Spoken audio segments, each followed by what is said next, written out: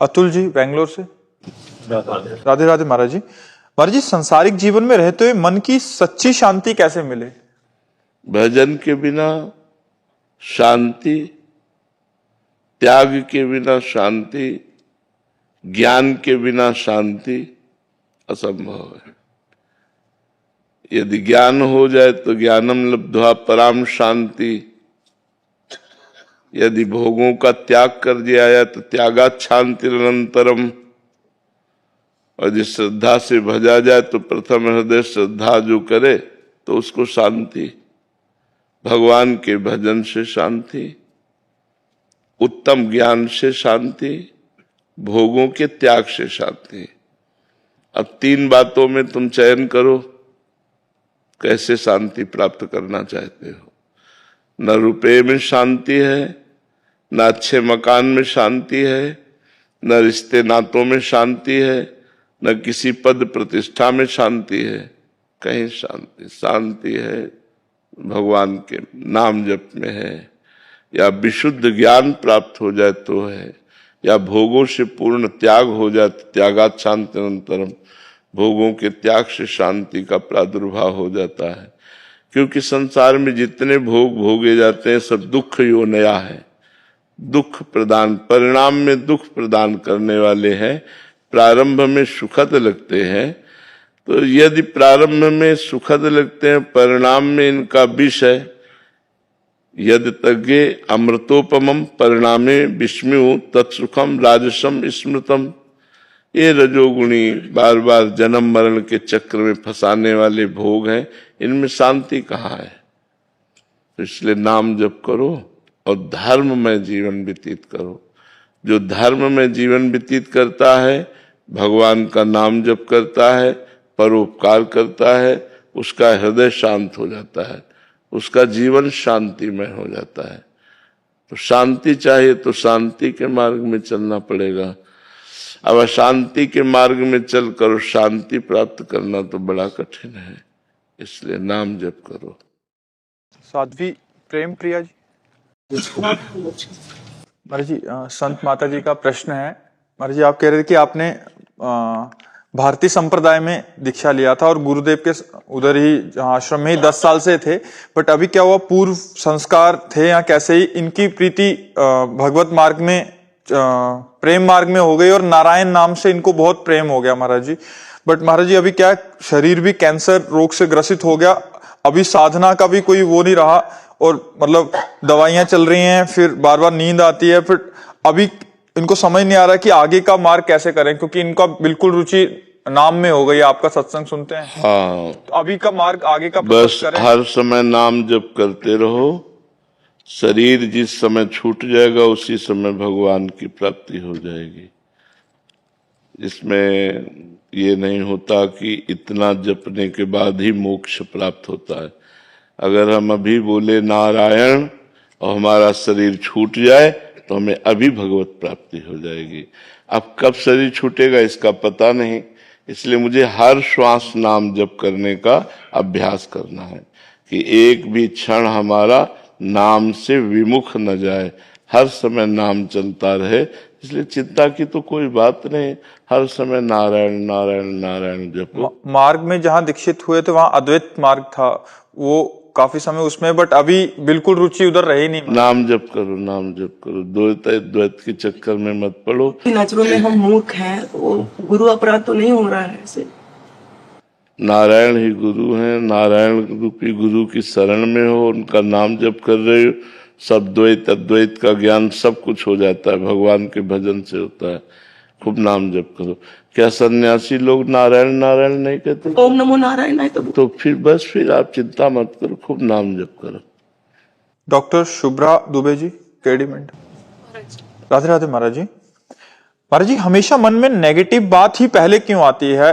मतलब हम पॉजिटिविटी क्यों नहीं लेके आ सकते उसको? हृदय हमारा जब अपवित्र होता है तो नकारात्मक सोचें फेंकता है, और जब पवित्र होता है तो सकारात्मक सोचें।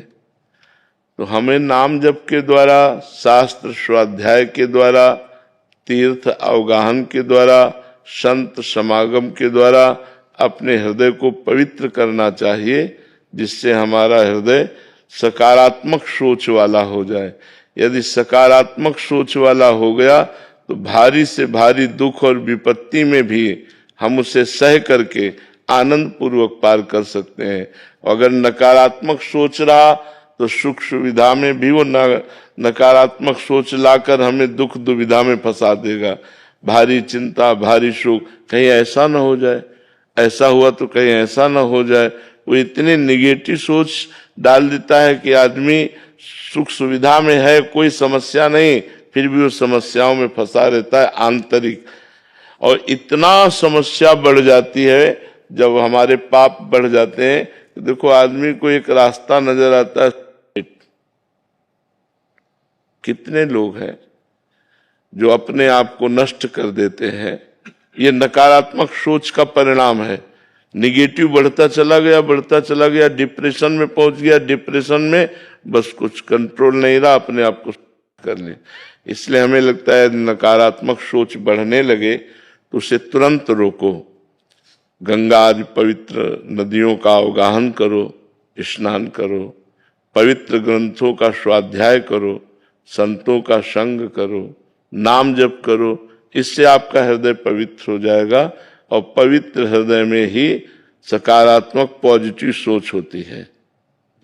जुगदीप जी, राधे राधे महाराज जी। महाराज जी, मेरा प्रश्न है कि हम 14 घंटे ऑफिस में रहते हैं, उसके बाद हमें कुछ ही समय मिलता है आराम का और सोने का। ऐसे में हम नाम जप कब और कैसे करें फिर, मतलब? तो 14 घंटे ऑफिस में बराबर आप ऑफिस का काम तो नहीं करते रहते, किसी का भी हो, बराबर आप लगे तो नहीं रहते, समय रहता है। तो बीच में जो आपको खाली समय मिले उस समय आप राधा राधा राधा राधा काउंटर रख लीजिए, अंगूठी की तरह पहन लीजिए, जो लैपटॉप में या जो भी आपको जो भी कार्य मिला हो वो कार्य करते समय उस कार्य को कीजिए, शेष समय में नाम जप कीजिए। और जब आपका 14 घंटे का समय पूरा हो जाए तो 1 मिनट आंख मूंदिए, हाथ जोड़िए और हे भगवान करुणा में, ये जो हमारा 14 घंटे का समय था वो मैं आपको समर्पित करती हूँ, कृष्णार्पणमस्तु। आपका भजन बन गया। हम कहते हैं अलग से ना निकाल सको तो जो जो समय खाली आपके पास है उसी में भगवान नाम जप करो, क्योंकि मनुष्य जीवन व्यर्थ हो जाएगा यदि भगवान का नाम जप नहीं किया। भगवान से नहीं जुड़े, भगवान से चित्त नहीं जोड़ा तो मनुष्य जीवन का कोई महत्व नहीं रह जाएगा।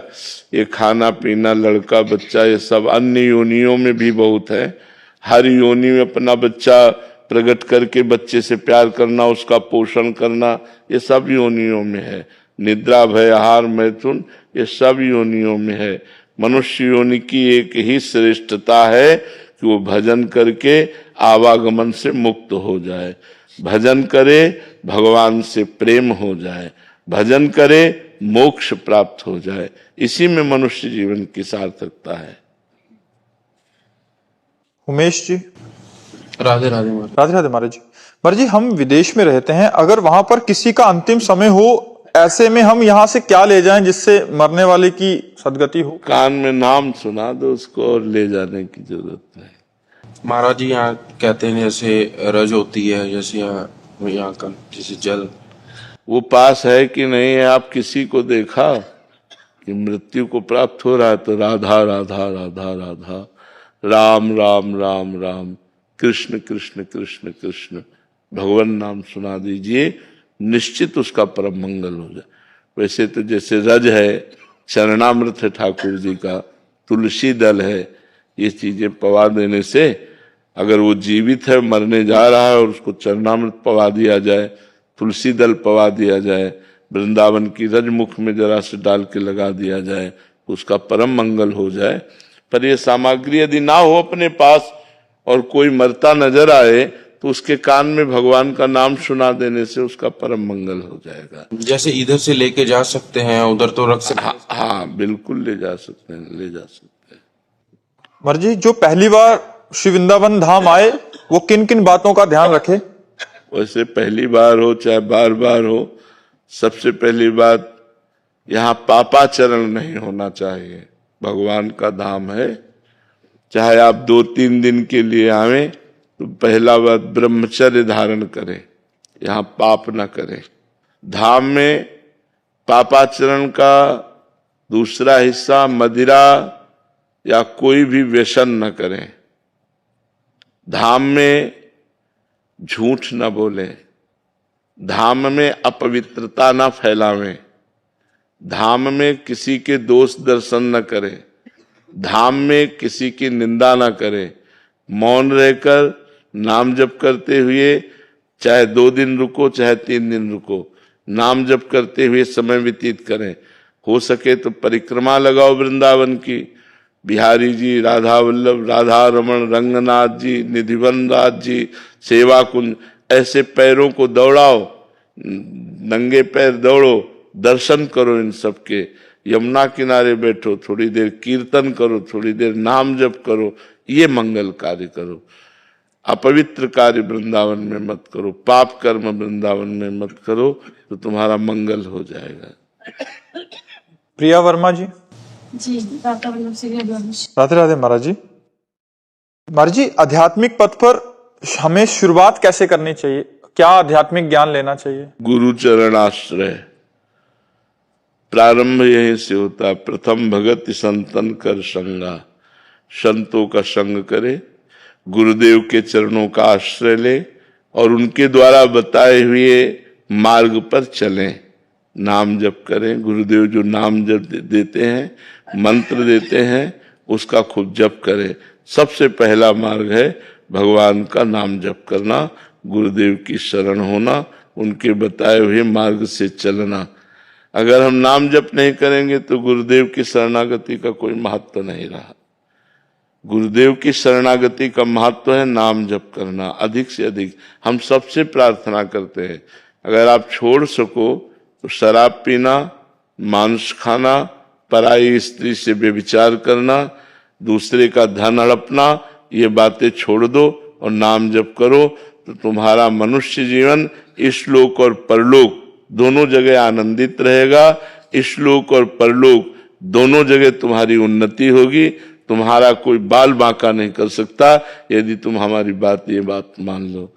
लेकिन कलिकाल है, लोग बहुत कम अच्छी बातें स्वीकार करते हैं, बुरी बातें बहुत जल्दी स्वीकार कर लेते हैं। लेकिन फिर भी काफी परिवर्तन है। लोग आकर के बताते हैं कि हम छोड़ दिए हैं। काफी परिवर्तन है समाज में। जो सत्संग सुनते हैं उनसे काफी सुधार हुआ है, सत्संग से काफी सुधार होता है।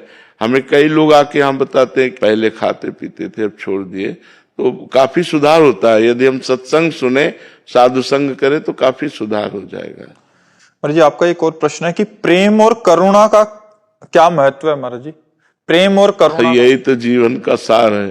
पर यहाँ संसार में कहीं प्रेम नहीं है, यहाँ मोह है, यहाँ आसक्ति है, यहाँ राग है। हृदय से कैसे स्वीकार करें? किसको? प्रेम और करुणा को। नाम जप, प्रेम मूल या नाम है। हम जो हर उत्तर नाम से देते हैं ना, क्योंकि नाम में ही सब कुछ छुपा हुआ है। जितना नाम जप करोगे तो हृदय में प्रेम भगवान के प्रति प्रकट होगा। इन शरीरों के प्रति प्रेम नहीं होता, उसे मोह कहते हैं। इन शरीरों से प्रेम नहीं होता। ये शरीर तो नाशवान है, आज है कल नहीं है। प्रेम भगवान से होता है, मोह शरीर से होता है। मोह का नाश होता है, प्रेम अविनाशी होता है। प्रेम प्रतिक्षण वर्धमानम होता है, प्रेम विकार रहित होता है। मोह में विकार होते हैं, प्रेम निर्विकार होता है। आयुष ठक्कर जी गुजरात से। श्री हरिवंश महाराज जी। महाराज जी, अगर हमारा तन अलग है, मन अलग है, तो हम तन से जो सात्विक घर का खाना खाते हैं या फिर बाहर का खाते हैं, तो उसका असर हमारे मन पर कैसे होता है? अलग किसने कहा? अलग कहाँ है? सब एक में ही तो मिले हुए हैं। प्रकृति के ही तो है। प्रकृति का तन है, प्रकृति का ही मन है। अलग है आत्मा, किसका प्रश्न है? अलग है आत्मा। आत्मा पर किसी का कोई प्रभाव नहीं पड़ता, न सतोगुण का, न रजोगुण का, न तमोगुण का। ये सतोगुण, रजोगुण, तमोगुण प्रकृति के हैं, तो शरीर भी प्रकृति का है और अंतःकरण भी प्रकृति का है। तो इसीलिए उस पर प्रभाव पड़ता है मन पर। तन, मन, बुद्धि, चित्त, अहंकार, इंद्रिया, ये सब माया में है। इसीलिए इन पर प्रभाव पड़ता है। आत्मा सबसे अलग है, तो इस पर न पाप का प्रभाव पड़ता है, न पुण्य का प्रभाव पड़ता है, न सतोगुण, न रजोगुण, तमोगुण का किसी का भी प्रभाव नहीं पड़ता। आत्मा त्रिगुणातीत है और ये सब त्रिगुण के अंतर्गत है। भजन करो तो जान जाओगे, नाम जप करो खुद। ठीक है। शिवम कुमार सिंह जी। राधा वल्लभ श्री राधा वल्लभ श्रीवंश। महाराज जी, प्रेम का वास्तविक स्वरूप क्या है महाराज जी? प्रेमी का विरह या मिलन? दोनों स्वरूप है, दोनों स्वरूप है। वास्तविक स्वरूप दोनों है। पहला है विरह और फिर है मिलन। किसका है? हाँ, और पहला और दूसरा दोनों एक साथ बने रहते, कभी पूर्ति नहीं होती। तन मन के बिछुरे नहीं, चाह बढ़े दिन रैन, कबहु संजोग न मानहि, देखे भरी भरी नैन। ये प्रेम का स्वरूप है कि न तन से दूरी है और न मन से दूरी है, पर तृप्ति नहीं हो रही। जैसे हमारे प्रिया प्रीतम है, अनशन पर भुज दिए बिलोकत, इंदु बदन बिबियोर। एक दूसरे गलबैया दिए बैठे, एक दूसरे के मुखारबिंद को देख रहे हैं। अनशन पर भुज दिए बिलोकत, इंदु बदन बिबियोर, करत पान। शब्दों पर जाइएगा। करत पान रस मत परस्पर, लेकिन लोचन त्रसित चकोर। दोनों प्रिया प्रीतम एक दूसरे के रूप का चंद्र चकोर की भांति पान कर रहे, पर दोनों के नेत्र रूप के प्यासे हैं। अब कैसे किसी को समझ में ये बात आवे कि भर नेत्र देखो, लोचन त्रसित चकोर, पर करत पान और रस मत। पान कर रहे हैं, रूप रस का पान कर रहे हैं, उस रस की मस्ती भी है, पर परस्पर लोचन त्रसित चकोर। फिर भी प्यारे जू के रूप का पान करके तृप्त नहीं है, और प्यारी जू के रूप का पान। और प्रेम इतना गहरा कि अंक स्थिते पिदयते किमपि प्रलापम, हा मोहनेति मधुरम। गोद में विराजमान है लाडली जू, और एकदम ऐसा प्रेम वैचित्र दशा कि लालजू दूर चले गए। हा मोहन, हा कृष्ण, हा। पास में श्री लाडली जो विराजमान है, लेकिन क्वासी क्वासी वृषभानु नंदनी बिलपत विप। कहाँ वो वृषभानु नंदनी? हा राधा राधिका पुकारत, निरख मदन गज ढाल। ये प्रेम का स्वरूप। अरबरात मिलवे को निस्दिन, निस्दिन मिले ही रहत, मनो कबहु मिले ना। इसीलिए कहा भगवत रसिक, रसिक की बातें रसिक बिना को सबुझ सकेला। तो प्रेम का वास्तविक स्वरूप है कि तन मन के बिछुरे नहीं, चाह बढ़े दिन रैन, पर कबहु संजोग न मानहि, देखे भरी भरी नैन। ये सुयश गुप्ता जी कानपुर से। राधे राधे महाराज जी। राधे राधे महाराज जी। महाराज जी, रामचरितमानस में लिखा है कि होई है सोई जो राम रचि राखा, और भगवान विधाता की इच्छा विरुद्ध एवं भाग्य से ज्यादा नहीं होता। ऐसे में आत्मा अपने कर्मों की स्वयं उत्तरदायी कैसे है महाराज जी? ऐसे में भगवत प्राप्ति एवं मोक्ष कैसे संभव? क्यों उसको उल्टा सीधा क्यों जोड़ रहे हो? करी देखा बहु जतन जब, रहे न दक्ष कुमारी। समझ रहे हो ना? जब बहुत प्रकार से प्रयास करके भगवान शिव ने देख लिया कि इनकी जो मानसिक स्थिति है वो संशय से विलग नहीं हो रही। बताया मुनि धीर जोगी सिद्ध संतत विमल मन जे ध्यावहीं। बड़े बड़े मुनि धीर जोगी विमल मन से जिनका ध्यान, वो राम है, लेकिन उनको बार बार संशय हो रहा है। अगर राम है तो हे खग, हे मृग, हे मधुकर श्रेणी, ऐसा क्यों पूछ रहे हैं? अगर ऐसा पूछ रहे हैं, राजकुमार हैं, तो भगवान जय सच्चिदानंद परम धाम कह के क्यों प्रणाम कर रहे हैं? बहुत बार भगवान शिव ने समझा करके देखा। जब नहीं समझ में आया तब कहा जाओ तुम्हारे मन जो अति संदेहु, तो किन जाई परीक्षा लेहु। जाओ, तो अगर तुम्हारे मन में बहुत संदेह हो रहा है प्रयास देख लो। ऐसा नहीं कि होए से जो सोई जो राम रचिरा का करके ऐसे नहीं। प्रयास किया, बहुत प्रयास किया। जब प्रयास असफल रहा तब कहा हो ही सोई जो राम रचि राखा, को करि तर्क बढ़ावे शाखा। अस कही, फिर भी ऐसे नहीं बैठे रहे। अस कही जपन लगे हरि नामा, सती गई जहां प्रभु सुख धामा। बात समझ लेना आप। अगर आप एक चौपाई के प्रसंग को तोड़कर कहीं से जोड़ेंगे, ऐसे काट के नहीं, प्रसंग में क्या बोला जा रहा है उसको समझिए। यहां होई सोई जो राम रचि राखा तब बोले जब पूरा प्रयास करके देख लिया और सती जी का संशय नहीं गया, तब कहा जाओ तुम परीक्षा लो, अब वही होगा जो भगवान ने रच रखा है। समझ पा रहे ना? मनुष्य जीवन प्रारब्ध के अधीन नहीं है, प्रारब्ध के अधीन सुख और दुख है। मनुष्य जीवन क्रियमाण करके पुरुषार्थ के द्वारा नए प्रारब्ध की रचना के लिए है, नए भाग्य की रचना के लिए, तभी वो मोक्ष या प्रेम या भगवत साक्षात्कार प्राप्त कर पाता है। ऐसा थोड़ी है कि हमारे जो भाग्य में लिख दिया गया है बस उतना ही होगा, इसके आगे कुछ नहीं होगा। कैसी बात करते? फिर मनुष्य जीवन की दुर्लभता क्या रही? दुर्लभो मानुषो देहो, फिर इसकी दुर्लभता क्या रही? वो केवल प्रारब्ध भोग भोग सकता है, हम नए प्रारब्ध की रचना करेंगे, हम नए भाग्य की रचना कर सकते हैं। ये हमारे मनुष्य शरीर की दुर्लभता है। बात समझ में आ रही है ना बच्चा? अब इधर की बात इधर जोड़ करके दोनों को तो फिर वो नहीं बन पाए। प्रसंग से प्रसंग, बुद्धिमान आदमी वही है जो प्रसंग से प्रसंग को जोड़े, तब उत्तम उसका अर्थ निकल पाएगा। नहीं तो फिर गड़बड़ हो जाएगा ना। एक जगह कुछ कहा जा रहा है, एक जगह कुछ कहा जा रहा है, तो किस जगह क्या कहा जा रहा है ये बात समझनी होगी। कि भगवान ने जो भाग्य में लिखा है, यदि उससे ज्यादा अगर समय से पहले भाग्य से ज्यादा किसी को नहीं मिलता, और ये भी कहा जाता है कि कर्म से ही भाग्य बनता है, कर्म से भाग्य बदला जा सकता है, तो फिर भाग्य अगर कर्म के द्वारा बदला जा सकता है तो फिर भाग्य की महत्वता कहाँ पे रहेगी? क्योंकि यदि भाग्य क्या है आप समझते हो?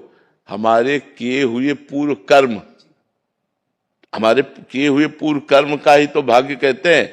अब हमारा पूर्व कर्म है 100 ग्राम और हमारा नवीन कर्म हो गया 500 ग्राम, तो दबा के उसको रद्द करके नया निर्माण कर देगा। अब हमारा नवीन कर्म है 5 ग्राम और पूर्व कर्म है 100 ग्राम, मिटिया मेट कर देगा तुम्हें। ऐसे कर्म ही का तो है ना, प्रारब्ध कोई देवता थोड़ी है, कर्म ही तो है ना हमारा। शुभ और अशुभ दोनों कर्म मिला करके शरीर की रचना होती है, जिससे सुख और दुख का परिणाम पूरे जीवन प्राप्त होता रहता है, उसे प्रारब्ध कहते हैं। हम ऐसा भजन करें डट के, ऐसी आराधना करें, ऐसा तपस्या करें कि हम भगवान को रिझा लें, प्रारब्ध रद्दी कागज की तरह नष्ट हो जाएगा और भगवान की प्राप्ति हो जाएगी। समझ रहे ना? अगर भजन तप है तो अगर प्रारब्ध जोरदार है तो तुम्हें नष्ट कर देगा, और भजन जोरदार है तो प्रारब्ध को नष्ट कर देगा। दोनों का खेल बराबर नहीं हो सकता। नवीन क्रियमाण बहुत पावरफुल है, पुरुषार्थ बहुत पावरफुल है, पर पावरफुल पुरुषार्थ करे तो अब पियोगे, शराब खाओगे, मांस करोगे, व्यभिचार, गंदे आदतें, तो तुम्हारा प्रारब्ध नाश तो कर ही देगा, क्योंकि पुरुषार्थ कुछ है ही नहीं तुम्हारे पास। अब तपस्या, व्रत, नियम, तीर्थयाटन, परोपकार, नाम जप, अभी आपका आनंदमय जीवन हो जाए, अभी आनंदमय जीवन हो जाए। जी समझ रहे ना बच्चा? दीपक जी दिल्ली से। राधे राधे जी। महाराज जी, मेरा प्रश्न है कि क्या राधा कृष्ण जी के दर्शन साक्षात कलयुग में साकार रूप से हो सकते हैं, जैसे इन चरम अक्षों से नारायण जी ने ध्रुव जी को दर्शन दिए थे? उस तरह की भजन शैली हो तो दर्शन देते नहीं, खेलते हैं साथ। दर्शन देने की तो बात अलग है कि आए और गए, खेलते हैं साथ। अब वो दृष्टि हो तुम्हारी तो तुम देख पाओ, साथ खेलते हैं, उनके सिवा कोई है ही नहीं हमारा। तो हमारे को वो कितना सुख देते हैं तुम्हें कैसे बताएं। दर्शन की तो हम इसीलिए स्पष्ट अपने को कह रहे हैं कि किसी दूसरे के प्रमाण की जरूरत नहीं। एक दो बार चार बार की बात थोड़ी है, खेलते हैं साथ। और वृंदावन है, यहाँ एक से एक सिद्ध रसिक है जिनके प्रिया प्रीतम गोद में खेलते हैं। तो ये सब कहाँ लिखा है कि कलयुग में भगवत साक्षात्कार नहीं होगा? कलयुग समयुग आन नहीं, जो नर कर विश्वास, गाय राम गुण गण विमल, भव बिन तरहि प्रयास। कलयुग के समान महान युग नहीं है। यदि भजन किया जाए तो, झूठ बोला जाए, शराब पिया जाए, व्यभिचार किया जाए, जुआ खेला जाए, तो तुम्हारा नाश कर देगा फिर कलयुग। नहीं, कलयुग समयुग आन नहीं, जो नर कर विश्वास, गाय राम गुण गण विमल, भव बिन तरहि प्रयास। बिना प्रयास के संसार सागर से पार हो जाए, भगवान के चरित्रों का गायन करे, खूब नाम जप करे। भगवान अब तुम्हें कैसे बताएं, अभी वाणी का विषय है नहीं। तो भगवान दर्शन देना चाहते, यहाँ जैसे दर्शन तो अगर हमें देना चाहेंगे तो हमें ही दिखाई देंगे, आपको दिखाना चाहे तो आपको केवल दिखाई देंगे, क्योंकि वो दृष्टि जागृत होती है। भजन से हृदय में नेत्र खुलते हैं, हृदय के नेत्रों का प्रभाव इन्हीं नेत्रों से देखने को मिलता है। जैसे ज्ञानी के ज्ञान चक्षु बुद्धि में प्रकट होते हैं तो उसे ब्रह्मबोध होता है, ऐसे भक्त के मानस चक्षु प्रकट होते हैं, उनसे वो भगवत साक्षात्कार करता है। बिल्कुल हो जाएंगे भगवत साक्षात्कार। और कितने भाई जी, राधा बाबा, इन सबको भगवत साक्षात्कार खूब डट के हुआ है, ऐसे चरण स्पर्श किए हैं प्रिया प्रीतम के। तो अब भजन न करोगे तो एक अलौकिक बात लगती है। अच्छा, जैसे आपको 24 घंटे एक कमरे में बंद कर दिया जाए, कोई मनोरंजन नहीं, किसी से कोई बातचीत नहीं, सादा अनुकूल भोजन दिया जाए, आप कितने दिन रह सकते हो? किसी से बातचीत नहीं करना, केवल कमरे में बंद रहना है। तो एक आश्चर्यमय जीवन लगेगा कि नहीं लगेगा? कि यार न कोई रिश्तेदार, न कोई नातेदार, न कोई टीवी, न ट्रांजिस्टर, न किसी से बात, न चीत, न कुछ। अब आश्चर्य लगेगा। माता पिता भाई बंधु परिवार रिश्ते नातेदार, किसी से कोई मतलब नहीं। कोई संसार में क्या हो रहा कोई मतलब नहीं। रात दिन अपने भजन में लगे, एकांत बैठे प्रिया। अब इनको भगवत साक्षात्कार होगा तो आपको कैसे पता चलेगा? और इनको जो होगा वो आपको पता नहीं चलेगा। आप सोचोगे, अगर कोई कह भी दे कि इनको भगवत साक्षात्कार हुआ तो कोई मुकुट तो लग नहीं जाता, वो तो हृदय का विषय है। तो इसलिए ये कहाँ लिखा है कि कलयुग में भगवत साक्षात्कार नहीं हो सकता? कलयुग में सब युगों से ज्यादा भगवान की कृपा है और जल्दी भगवत साक्षात्कार कलयुग में होता है। ये बात समझो। पारुल जी, राधे राधे महाराज जी।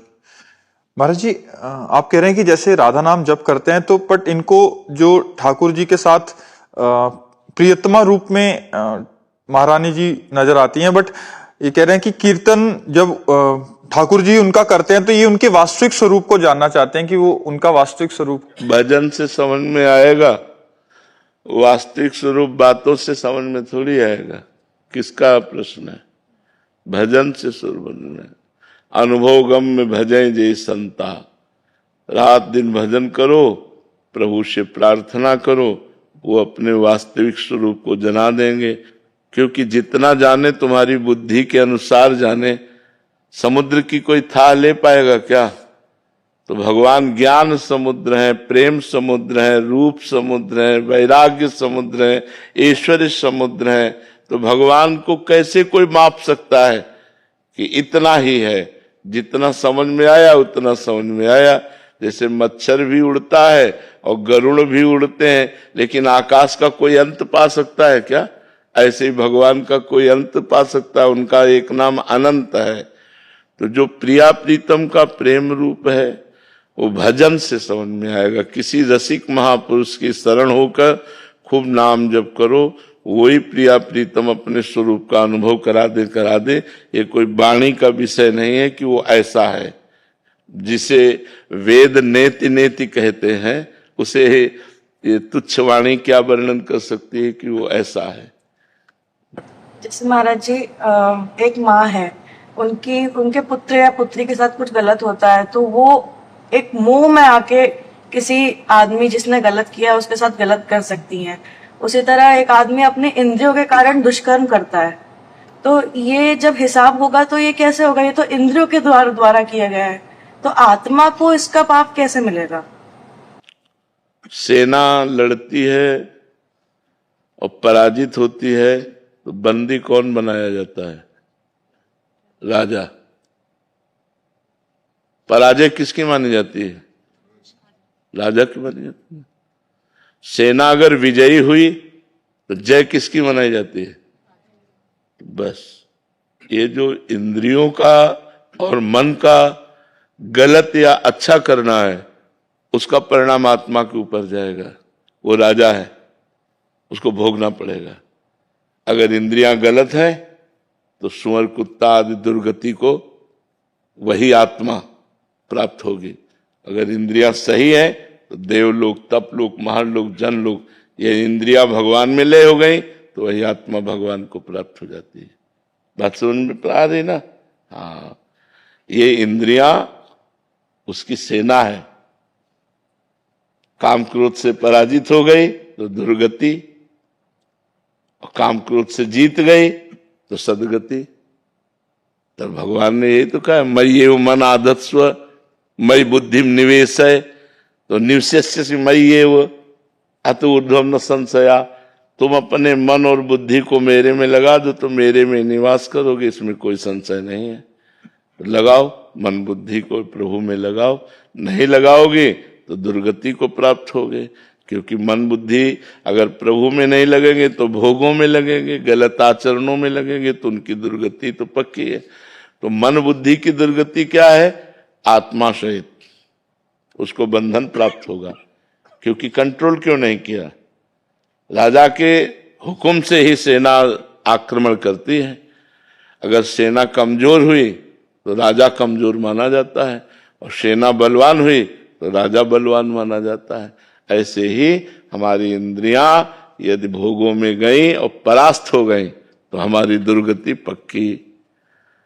ऐसा देखो, यहां भी देखो, मान लो इंद्री से कोई पाप बन गया तो पिटाई किसकी होती है? पूरे शरीर की होती है, और सजा आत्मा सहित पूरे शरीर को 20 साल की कैद। उसी इंद्री को कष्ट दिया जाता है जिस इंद्री ने पाप किया है, लेकिन नहीं, पूरे शरीर को कष्ट दिया जाता है। पूरे तीनों शरीरों पर उसका प्रभाव पड़ता है, उसको जेल होती है, आत्मा को क्लेश होता है, नहीं होता है? तो इसलिए हमको अपनी इंद्रियों को बचा के रखना है।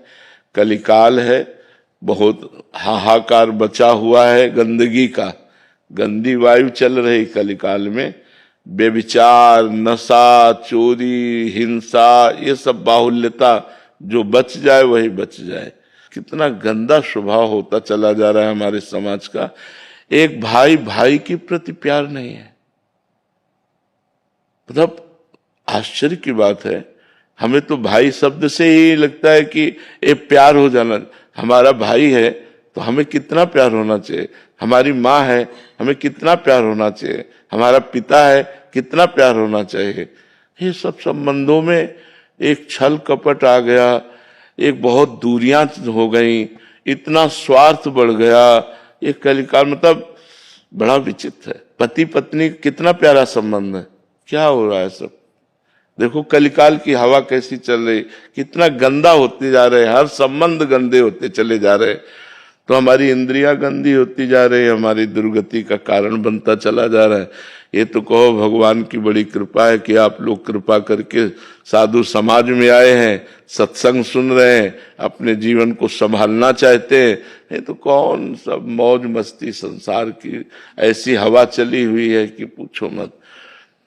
कोई बिरला ऐसा होगा जो धर्म से चलना चाहे, नहीं सब मनमानी चलना चाहते हैं, नहीं चलना चाहते। जो मनावे सो खाओ, जो मनावे सो पियो, जो मनावे सो करो, तो इससे तो दुर्गति हो जाएगी। धर्म से चलोगे, धर्म से खाओगे पियोगे, धर्म से कमाओगे तो तुम्हारा मंगल हो जाएगा। द्रोण जी गुजरात से। जी हरिवंश महाराज। जी राधे राधे महाराज जी। महाराज जी, काशी में भोले बाबा का साक्षात्कार को ही भगवत प्राप्ति माना जाएगा, जैसे आप? हाँ बिल्कुल, पूर्ण है। हाँ पूर्ण है। भगवान शिव, भगवान श्री हरि, भगवान ब्रह्मा जी, ये सब भगवत स्वरूप है, सब भगवत स्वरूप है। पर जब प्रेम की बात आती है तो देखो, भगवान शंकर भगवान श्री कृष्ण के चरणामृत को अपने माथे पे धारण किए हुए हैं। गांगम वारि मनोहारि मुरारि चरणच्युतम त्रिपुरारि शिरश्चारि पापापहारि पातुमाम। मुरारी चरणच्युतम, मुरारी के चरणारविंद से जो गिरा हुआ चरणामृत है वही गांगम वारी मनोहारी, मनोहर गंगा जी भगवान शिव की जटा में विराजमान। जब भागीरथ जी ने तपस्या की गंगा जी को प्रसन्न करके भूतल पे लाने के लिए ब्रह्मा जी को रिझा लिया, तो गंगा जी ने कहा मुझे भूतल पर रोकेगा कौन, क्योंकि मैं ब्रह्मलोक से जाऊंगी तो सीधे रसातल पहुंच जाऊंगी। तब भगवान शंकर से आराधना की कि आप रोक सकते हो। तो भगवान शंकर अपनी दृष्टि से भी गंगा जी को रोक सकते थे, कर कमल में भी रोक सकते थे। भगवान शंकर हैं, लेकिन हरि का चरणामृत है इसलिए जटाएं खोल दी। और ऐसी जटाएं भगवान शिव की कि जटा कटा सम भ्रमम भ्रमण नीलम पे निर्जरी विलोलभी चिवल्लरी विराजमान मूर्धन। गंगा जी को निकलने का रास्ता ही नहीं मिला, जटा कटा सम भ्रमम भ्रमम नीलम पे निर्झरी। फिर एक जटा खोली, 3 धाराएं प्रकट हुई, अलकनंदा, भागीरथी, मंदाकिनी। तो अलकनंदा स्वर्ग में विराजमान है, भागीरथी पृथ्वी में विराजमान है, और मंदाकिनी नीचे पाताल में विराजमान है। तो भगवती गंगा जी को भगवान शिव इसीलिए माथे पे धारण किए कि जब प्रेम की बात देखते हैं तो परस्पर हरि के आराध्य देव भगवान शिव हैं और शिव के आराध्य देव हरि हैं। तो चाहे हरि का साक्षात्कार करो तो पूर्ण है, चाहे शिव का साक्षात्कार करो तो पूर्ण है। वो ब्रह्म है, शिव साक्षात ब्रह्म है, हरि साक्षात ब्रह्म है, लीला के लिए रूप धारण किए हुए हैं। पीछे आपने नाम अपराध में भी ये बात बताई। हाँ बिल्कुल नहीं, इनमें भेद नहीं, हरि और शिव में भेद नहीं करना। भेद करने से नाम अपराध लगता है। और खास बात आपको बता दे कि भगवान की भक्ति विशुद्ध, जिसे भक्ति कहते हैं, वो तभी प्राप्त होती है जब शिव आराधना होती है। अयोध्या वासियों को भगवान श्री राम ने एकत्रित करके बैठाला और कहा, औरो एक गुपुत मत सबई कहां कर जोरी, शंकर भजन बिना नर भगत न पावे मोरी। स्पष्ट वर्णन किया कि औरो एक गुपुत मत सबई कहां कर जोरी। अयोध्यानाथ है, लेकिन कैसे दैन्यता से कह रहे कि मैं हृदय की गुप्त बात कहता हूं, शंकर भजन बिना नर भगत न पावे मोर। बिना भगवान शिव की आराधना के हरि की भक्ति प्राप्त नहीं की जा सकती।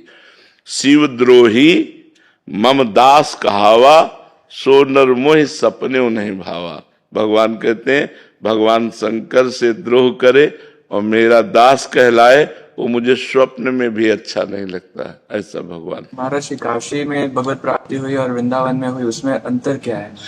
काशी में भगवत प्राप्ति हुई भोजन, और वृंदावन में भगवत प्राप्ति हुई पानी। भोजन के बाद प्यास लगती है ना, उसकी पूर्ति हो गई।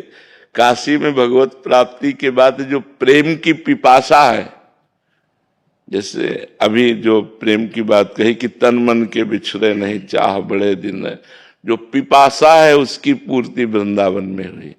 प्रेम की जो पिपासा है वो वृंदावन में पूर्ति हुई, क्योंकि सारा वैभव एक का है, तत्व तो एक ही है, दो नहीं है।